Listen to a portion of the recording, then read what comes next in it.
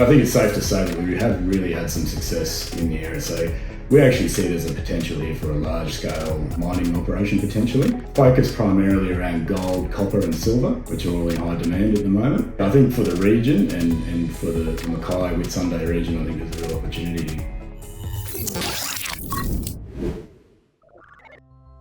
I really think there's a responsibility there for us to get our understanding. The whole point of the Minerals Resource Act is to move forward on these projects and sort of develop them for the purpose of unearthing these critical minerals. And we all know that they're only going to become more and more important. I think in time, these are going to become areas of mining that have become a much more focused rather than your traditional base metals and bulk tonnage operations. The critical mineral sector and the specific, as you say, elements that surround them, often there are different methodologies to search for them. And I think that's a hurdle or potentially an education piece that we can take back to emerging geologists, new young people coming into the industry. There's lots of processing opportunities, which I think is really relevant. And there's a lot of new technology coming out in that. And often it takes someone to be an early adopter to embrace those technologies. Technology in terms of processing is a really big factor for us. And we feel that there's a bit of a misunderstanding about this eastern corridor of Australia that could potentially open up some really large corridors that probably haven't been looked at in the way they needed to in the past. So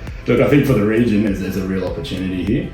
Look, everyone that we have spoken to have been very supportive. I think particularly, in these workshops that we've had through Mackay, the Resource Centre of Excellence, GW3, I think these groups are really bringing industry people together and already I've made contacts here with new technology that I never knew existed, water treatment, management, things like that. So, and they're local businesses that are adopting new technology. So I think there is an appetite in the region. I think people are starting to realise that they need to think of it differently, especially within the coal sector as well. There's a lot of new technologies that aren't just the coal. They can actually be applied across mining operations, other industries. So I think that's something we need to keep in mind as well.